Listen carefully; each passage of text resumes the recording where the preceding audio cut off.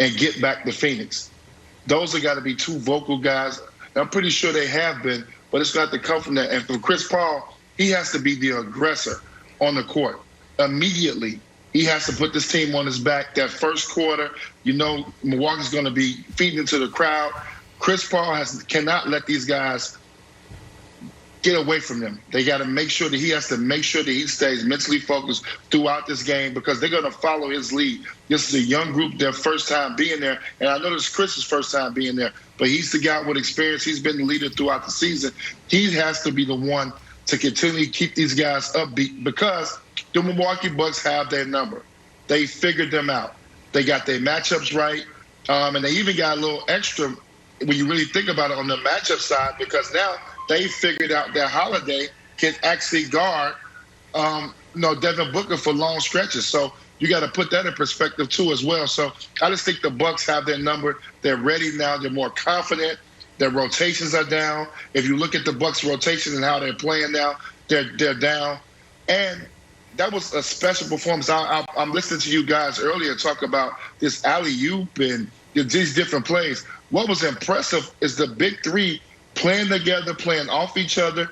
All three guys showing up in Game 5. You got to give that's the credit about that Game 5.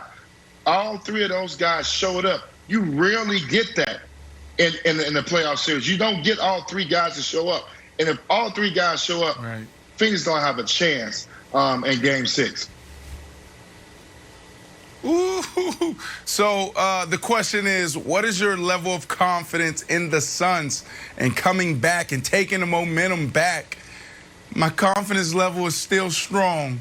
It is. I know you guys like got the let me tell you, it sounds like it. Where is Chris Shaw that we said, put some bass in your voice. Listen, the last team to come back from an 0-2 deficit in the finals was your team, Twan, in 06. So this is hard to do. Now, I was just playing the numbers going back to Game 1. They took Game 1, and it was like 70% percentage. There was 70% percentage of the Suns going on to win it, and then they won Game 2. And now you look at the teams that went on to win it. The Bucks had less than a 10% chance of overcoming this deficit. This is tough to do. So for them to be in this position, they have all the momentum. But at the end of the day, this was the hottest team going back to March 1st in the Suns. The team is better. Trust me when I say Monty Williams is the better coach. CP3 is the better point guard. And the big three on the Suns is better than the Bucks, but they're not playing like it. For them to go out there, and you just talked about it, Twan, their big three combined for 88 points.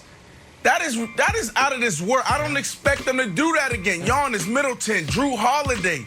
Drew, 27 points. Drew is hit or miss when it comes to that. Now, on the defensive side, you know what you're going to get. And you talked about it. He can guard Devin Booker. He put a lot of pressure on CP3. CP3 started to implode the last couple games. So, Nick, I just don't think the Bucks in Game 6 and then in Game 7 is going to combine for 88 points. It's going to be that efficient. That's what they've been doing the last 2 games. I don't expect that to continue. I think this will shock the audience, but I think Brandon is absolutely right. In fact, I think the Bucks' big three is going to combine for 0 points in Game 7 because there isn't going to be one because Milwaukee's going to win this thing in 6. Sorry, buddy. I know you were big on the Suns are the better team. No, they're not.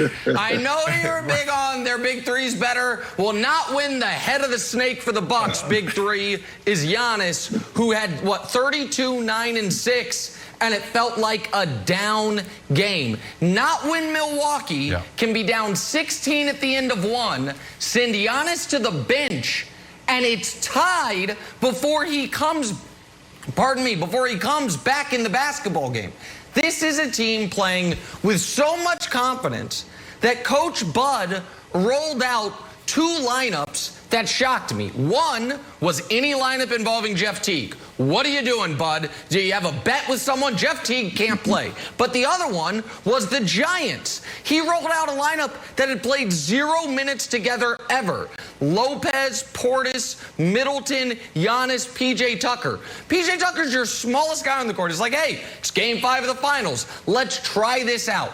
So I don't see a path forward for Phoenix. And it also does bear mentioning that when we look at teams down 3-2, if they come back, the NBA changed the finals format in the last decade. It's not 2-3-2 anymore.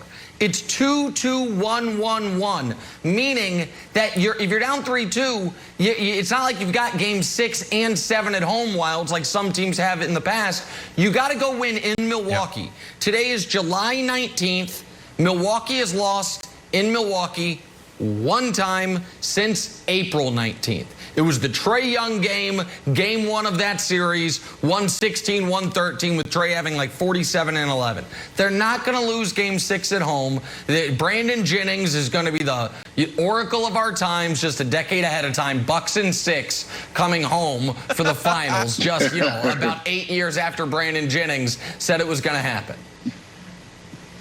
All right, so Antoine, I want to ask you about the comeback, the 16-point comeback that the Bucks had, and if that's going to have sort of a mental or emotional gut punch carryover into game 6. Because I didn't play in the game, and that's right, you guys didn't see me. I wasn't there. I was just watching it at home.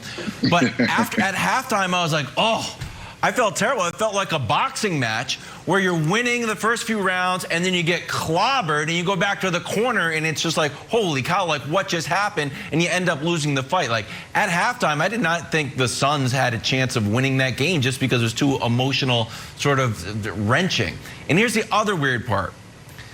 The Suns shot 55% from the field, 68% from 3, and 90% from the line. I don't think they can go in with a game plan of like, let's shoot better. They shot amazing. So I guess my question is this.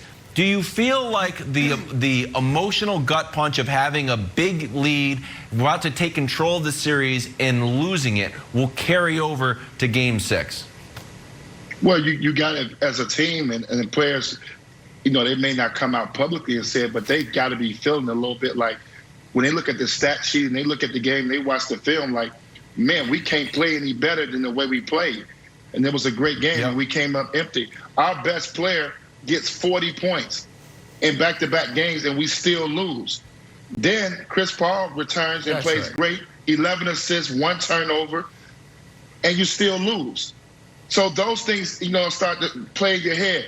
Jay Crowder gets off to a great start. It's the first 10, 12 points of the game. Then he disappears. So he's probably like, what do I need to do to help this team out? Bridges, a guy who's been up and down throughout the series. So you're talking about